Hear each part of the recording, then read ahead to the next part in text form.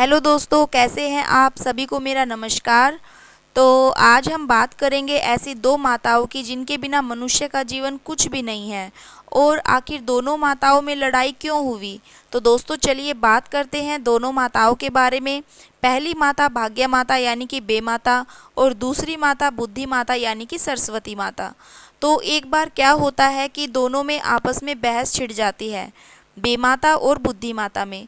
दोनों एक दिन मिलती हैं और बातचीत करती हैं, और बात करते करते दोनों के बीच में यह प्रश्न उठता है कि उन दोनों के बीच में कौन श्रेष्ठ है और कौन बड़ी है। पहले बुद्धि माता बोलती है कि मैं बड़ी हूँ, उधर बेमाता बोलती है कि मैं बड़ी हूँ।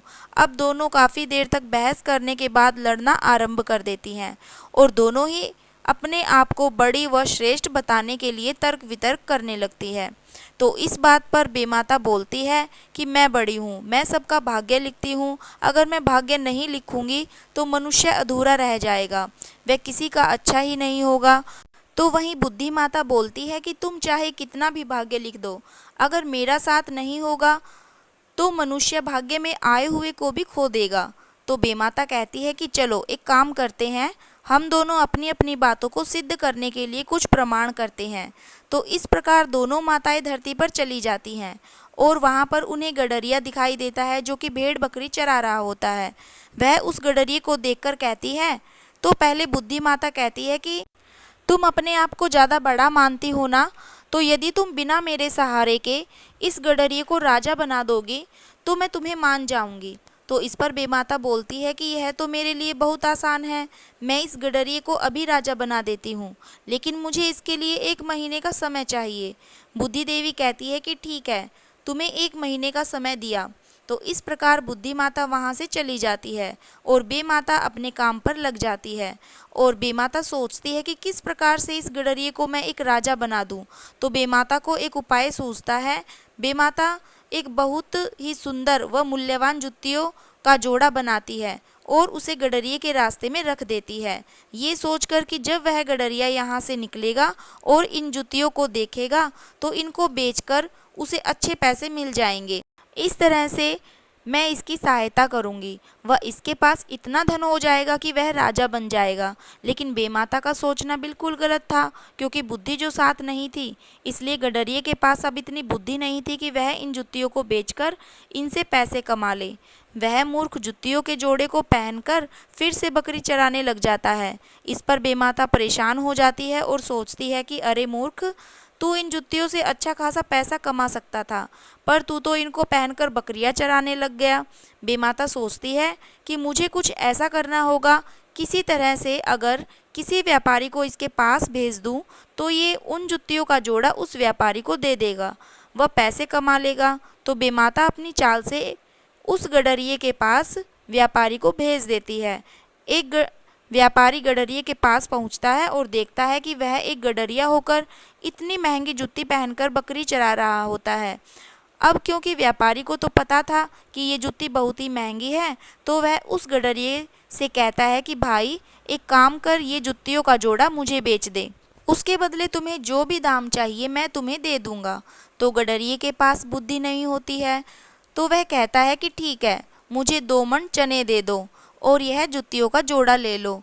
उसके बाद बेमाता फिर से परेशान हो जाती है और बोलती है कि अरे मूर्ख, तुमने मांगा भी तो 2 मन चने, इसके बदले तू कुछ और भी ले सकता था। इसके बाद वह गडरिया वह जुतियाँ उसको बेच देता है और उसके साथ दुकान पर जाकर 2 मन चने ले आता है, और साथ में व्यापारी को ये भी बोलता है कि मुझे इन चनों को ले जाने के लिए अपना गधा उधार दे दो। तब वह व्यापारी अपना एक गधा उस गडरिये को दे देता है। उसके बाद गडरिया अपने घर आ जाता है और फिर से भेड़ बकरियां चराने लगता है। बेमाता सोचती है कि अब मुझे कुछ और ही करना होगा। तो बेमाता उस व्यापारी के स्वप्न में चली जाती है कि तुम्हें जो जुतियों का जोड़ा उपहार में मिला है, अगर वह जोड़ा तुम राजा को उपहार में दोगे तो राजा तुम्हें खुश कर देगा और बहुत सारा धन देगा। तो वह अगले दिन सुबह ही जुतियों का जोड़ा लेकर राजा के पास चला जाता है। वहीं दूसरी ओर बेमाता दोबारा से जुतियों का जोड़ा तैयार करती है, लेकिन इस बार वह और भी ज़्यादा कीमती होता है। वह जुतियों का जोड़ा बनाती है, वह गडरिये के रास्ते पर रख देती है। वह वहाँ से गुजरता है, लेकिन उसके पास बुद्धि नहीं होती, तो वह दोबारा से उनको पहनकर बकरियां चराने लग जाता है। लेकिन दूसरी तरफ व्यापारी जुतियां लेकर नगर के राजा के पास चला जाता है और वह जुतियां उन्हें भेंट करता है। तब सभी मंत्री लोग उन जुतियों की तारीफ करते हैं और राजा व्यापारी से पूछता है कि तुम्हारे पास इतनी कीमती जुतियाँ कहाँ से आई? तो व्यापारी छुपाकर झूठ बोलता है कि एक राजा है जो मेरा मित्र है, उसने मुझे यह जुत्ती उपहार में दी है। तब राजा सोचता है कि इस व्यापारी का जो मित्र राजा है वह कितना अमीर है। तब राजा उससे पूछता है कि तुम्हारा मित्र राजा इतना अमीर है, क्या उनका कोई पुत्र भी है? तब राजा की बात सुनकर वो व्यापारी बोलता है कि मेरे मित्र का एक लड़का भी है और वह बहुत ही सुंदर भी है। तब राजा कहता है कि मैं अपनी लड़की की शादी तुम्हारे मित्र राजा के लड़के से करना चाहता हूँ, तो तुम इस बारे में अपने मित्र राजा से बात करो। यह सब सुनकर व्यापारी का सर चकरा जाता है। वह सोचता है कि कहाँ से राजा लेकर आऊँ और उसका बेटा किसको बनाऊँ, क्योंकि उसने तो सब झूठ बोला था। तब व्यापारी अपना पीछा छुड़ाने के लिए राजा से बोलता है कि महाराज ठीक है, मैं जाकर अपने मित्र राजा से बात करता हूँ। यह बोलकर वहाँ से वह भाग जाता है। तब व्यापारी यह सोचता है कि अब कैसे राजा से पीछा छुड़ाया जाए। तब रास्ते में उसे वह गडरिया फिर से मिलता है। अब वह गडरिये के पास जाता है और देखता है कि गडरिये के पास फिर से जुतियों का जोड़ा है। तब वह गडरिया व्यापारी को देखकर बोलता है कि सेठ जी कैसे आना हुआ? तब व्यापारी कहता है कि मैंने जो तुम्हें गधा उधार दिया था वह लेने आया हूँ। तो वह व्यापारी को साथ लेकर कुटिया की तरफ चल देता है और वह गधा उसको दे देता है। गधा लेकर सेठ चलने लगता है तो सोचता है कि छोटी सी कुटिया में रहने वाला यह गरीब गडरिया कैसे इतनी अच्छी जुतियाँ पहनता है, जरूर यह कोई धनवान है, इसके पास बहुत सारा धन है जो कि यह किसी से दिखा नहीं रहा है। तब वह सोचता है कि मुझे छुपकर इस गडरिये का पीछा करना चाहिए और इसकी परीक्षा लेनी चाहिए, वह देखना चाहिए कि ये क्या क्या करता है। तो सेठ वहीं अपना गधा बांध देता है। वह छुपकर गडरिये पर नज़र रखता है। बेमाता भी यह सब देख रही होती है तो देखती है कि व्यापारी भी यही है। अब मुझे सेठ की नज़रों में इसको बहुत ही महान बना देना है। तब गडरिया क्या करता है कि वह मिट्टी के ढेर के ऊपर सर रखकर सो जाता है। तब बेमाता अपनी शक्ति से मिट्टी के ढेर को सोने में बदल देती है। वह सब व्यापारी भी देख लेता है और चकित रह जाता है और सोचता है कि गडरिया तो दिव्य पुरुष है, जिसके छूने मात्र से ही मिट्टी सोना बन जाती है। जब गडरिया उठता है तो वह वहाँ से उठकर चल देता है बिना सोने के ढेर को देखे। तब वह व्यापारी उस सोने के ढेर को उठाता है, वह अपने साथ ले जाता है और उसको बेचकर खूब सारा धन दौलत इकट्ठा कर लेता है, बहुत से किले बनवा लेता है और वह मंत्रियों को भी नियुक्त कर लेता है। उसके बाद उसके नगर के राजा की बात याद आती है। तब वह सोचता है कि मुझे कहीं से नकली राजकुमार तलाश करना होगा। तब उसे उस गडरिये की याद आती है। वह सोचता है कि उसको राजा बनाना बहुत ही आसान होगा, तो वह अपने सैनिकों को भेजता है। वह गडरिये को महल में ले आते हैं। तो व्यापारी गडरिये को बोलता है कि आज से तुम इस महल के राजा हो। परंतु गडरिया तो बहुत मूर्ख होता है, वह तो अपनी भेड़ बकरियों की चिंता में ही डूबा होता है। वह सेठ से कहता है कि मुझे जाने दो भेड़ बकरियों के पास। अब व्यापारी नगर के राजा को संदेश देता है कि मेरे मित्र राजा का लड़का शादी के लिए तैयार है, हम इस तिथि को बारात लेकर आ जाएंगे। राजा खुश हो जाता है। तब व्यापारी नकली दूल्हे राजा को लेकर राजा के नगर चल देता है। उधर दूल्हे के इंतजार में राजा अपने सभी मंत्रियों के साथ स्वागत करने आता है। तो यह देखकर गडरिया डर जाता है। वह सोचता है कि कहीं मेरे पीछे से मेरी बकरियां कहीं इन लोगों के खेत में तो नहीं चली गई। तो यह बात वह व्यापारी के कान में बोलता है कि ये लोग मुझे मारने तो नहीं आ रहे हैं।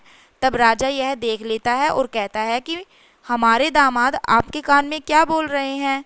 तो व्यापारी कहता है कि आपके दामाद कह रहे हैं कि सबको 5-5 किलो सोना दे दो, जो भी यहाँ पर आपके साथ आए हैं। इस प्रकार मूर्ख गडरिये की शादी हो जाती है और वह नगर के राजा का दामाद भी बन गया होता है। तब उसकी पत्नी शादी की रात पर उसके पास आती है, लेकिन गडरिया तो बहुत ही मूर्ख होता है, उसको ये सब समझ में नहीं आ रहा कि ये उसकी पत्नी है। वह सोचता है कि ये तो कोई चुड़ैल है। वह डर के मारे दरवाजे के पीछे खड़ा हो जाता है। तब उसकी पत्नी देखती है कि उसका पति कहाँ गया, यहाँ तो नहीं है, तो उसे देखने दूसरे कमरे की तरफ चली जाती है। तब गडरिया सोचता है कि कितनी देर तक खुद को मैं इस चुड़ैल से बचाऊंगा।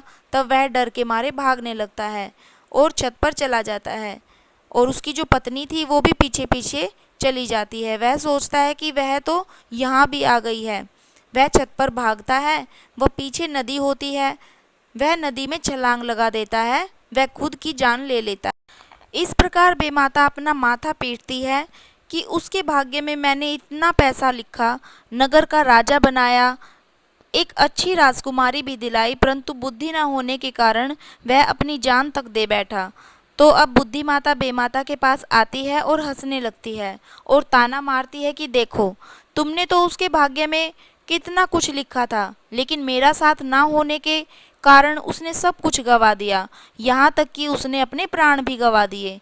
तो बुद्धि माता बोलती है कि अब मेरी बारी, देखो मैं क्या करती हूँ। अब दोनों माताएं फिर से पृथ्वीलोक पर चली जाती हैं। वहाँ पर एक अहीर होता है। वह उसकी झोपड़ी के पास पहुँचती है। तब बुद्धि माता कहती है कि तुम मुझे 1 महीना दो, मैं इस अहीर को राजा बना देती हूँ। तुम बस इसको 1 पैसा दे दो, 1 पैसे से ही मैं इसको राजा बना देती हूँ। तो बेमाता सोचती है कि भला 1 पैसे से कौन राजा बनेगा, पर वह कहती है कि मैं इसे 1 पैसा दे दूंगी। बेमाता उसके पास जाती है। वह उससे रस्सी खरीदकर 1 पैसा दे देती है। अहीर 1 पैसा पाकर बहुत खुश होता है। वह पैसा संभाल कर रख भी लेता है और वह अपने काम में जुट जाता है। अब कुछ दिनों बाद उसके पास एक मछुआरा आता है और कहता है कि उसे अपना जाल ठीक कराने के लिए 1 पैसे की ज़रूरत है। तो अहीर बोलता है कि मैं तुम्हें 1 पैसा दे दूंगा, वह बदले में तुम मुझे क्या दोगे। तब मछुआरा कहता है कि जब मेरा जाल ठीक हो जाएगा तो मैं उसके बाद मछली पकड़कर तुम्हें दे दूंगा। तब अहीर कहता है कि ठीक है, लेकिन जब वह मछली पकड़ता है तो उसके जाल में बस एक ही मछली आती है। वह उसे अहीर को लाकर दे देता है और कहता है कि यह मछली ही उसे मिली है। तब अहीर सोचता है कि यह तो एक ही मछली है, तो सोचता है कि इसको पकाकर खा लेता हूँ। तो अहीर जब उस मछली को काटता है तो उसके पेट से एक हीरा मिलता है जो बहुत ही कीमती होता है, लेकिन अहीर को पता नहीं होता है और वो सोचता है कि यह एक कांच का टुकड़ा है। वह उसको उठाकर अपने पास रख लेता है और सो जाता है। तभी वह रात को देखता है कि उसकी झोपड़ी में रोशनी जगमगा रही है। यह हीरे की चमक होती है। वह झोपड़ी में रोशनी को देखकर सोचता है कि यह कांच का टुकड़ा तो बहुत ही शानदार है। फिर वह सोचता है कि इस उजाले में तो मैं रात को भी काम कर लूँगा। तो वह उठकर रस्सियाँ बनाने लग जाता है। इस प्रकार दिन बीतते चले जाते हैं। एक दिन एक जोहरी वहाँ पर रस्सी खरीदने आता है। तो वह उस हीरे के टुकड़े को देखता है और सोचता है कि यह हीरा इसके पास कहाँ से आया होगा, मुझे कैसे भी करके यह टुकड़ा इससे लेना ही है। फिर जोहरी उसको बोलता है कि यह हीरा मुझे दे दो, मैं इसके 50 रुपये दूंगा। तब अहीर सोचता है कि यह टुकड़ा तो कीमती लगता है, तभी यह इसके 50 रुपये देने को तैयार हो गया।